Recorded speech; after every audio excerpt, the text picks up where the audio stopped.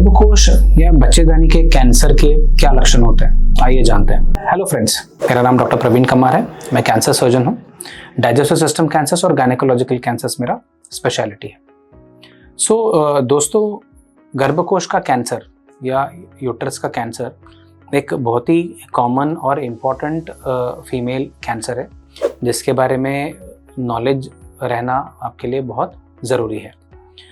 जब बच्चेदानी के कैंसर की हम बात करते हैं तो आपको ये जानना ज़रूरी है कि ये कैंसर मेनोपॉज के बाद महिलाओं में सबसे ज़्यादा पाया जाता है।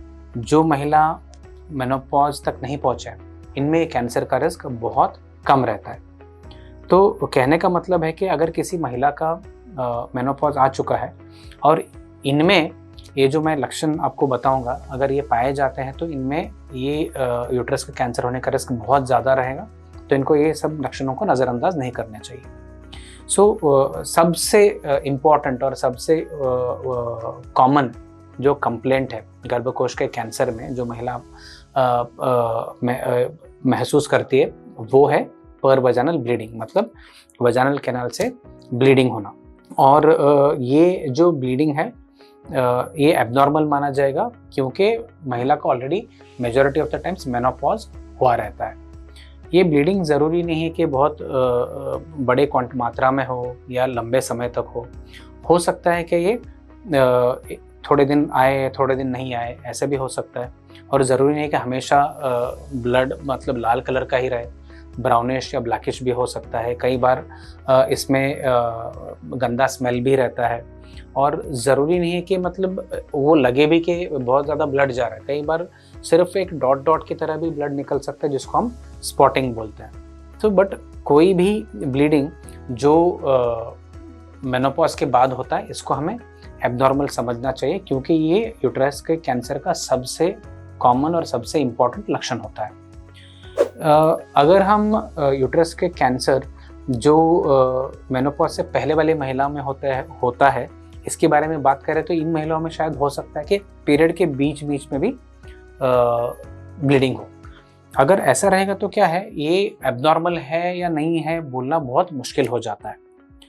तो इसके लिए ऐसे सिचुएशन में कोई भी पीरियड के पैटर्न में एबनॉर्मलिटी लग रहा है तो महिलाओं को अपने गायनेकोलॉजिस्ट से या ट्रीटिंग डॉक्टर से तुरंत कंसल्टेशन करना चाहिए।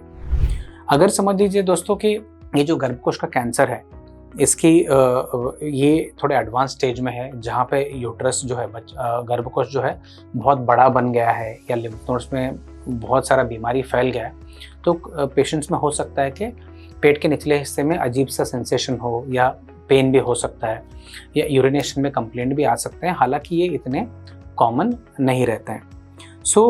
ये 3 इम्पॉर्टेंट सिम्टम्स है।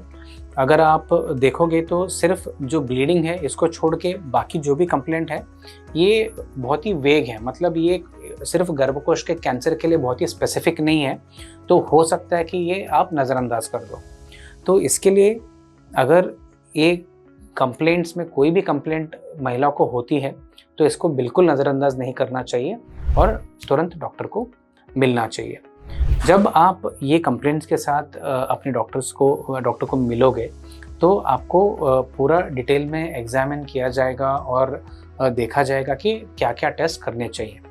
यूजुअली हम ऐसे सिचुएशन में पेशेंट से बैठ के डिटेल में बात करते हैं। फैमिली में कुछ हिस्ट्री था क्या, वो देखते हैं। ब्रेस्ट कैंसर का हिस्ट्री था क्या, वो देखते हैं। कोई जेनेटिक रीज़न से क्या, ये देखते हैं। पहले सर्जरी हुआ क्या, ये देखते हैं। उसके बाद डिटेल में एग्जामिनेशन करते हैं, जहाँ पे वजाइनल कैनाल से हम बच्चेदानी का मुंह जो है, जो सर्विक्स जो बोलते हैं, वो चेक करते हैं। पैप स्मीयर लेते हैं। एंड सेम सेटिंग में या नेक्स्ट सेटिंग में हमें ट्रांसवजाइनल अल्ट्रासाउंड भी करना रहता है, जहाँ पे वजाइनल कैनाल से हम प्रोब डाल के सोनोग्राफी करते हैं, गर्भकोश का भी और उसके सराउंडिंग एरिया, ओवरीज का भी और सराउंडिंग एरिया का भी।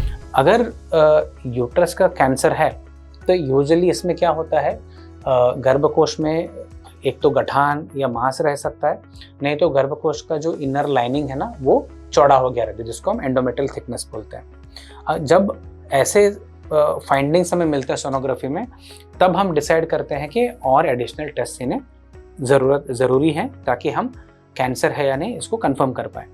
तो इसमें फर्स्ट टेस्ट आता है MRI पेल्विस का, जहाँ पे हम यूट्रस को और ओवरीज को और सराउंडिंग एरिया को बहुत अच्छे से एनाटॉमिकली डिलीनिएट कर सकते हैं। ये होने के बाद एक बायोप्सी किया जाता है। बायोप्सी के बारे में हम डिटेल में फिर से कोई दूसरे वीडियो में चर्चा करेंगे उसके ऊपर।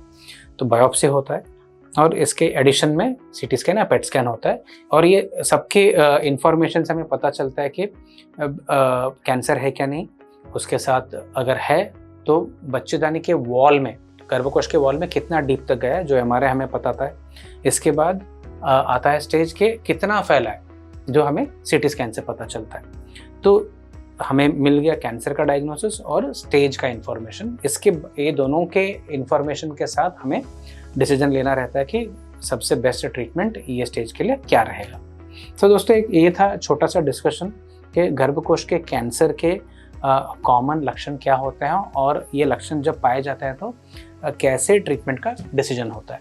ये टॉपिक के ऊपर आपको और भी सवाल है, डाउट है तो डेफिनेटली कमेंट्स में लिख के बताइए, हम इन डाउट्स को क्लियर करने की कोशिश करेंगे। और ये प्लेलिस्ट को देखते रहिए, यूट्रस के कैंसर के ऊपर काफ़ी सारे हम टॉपिक्स को लेकर चर्चा करने वाले हैं। Thank you very much.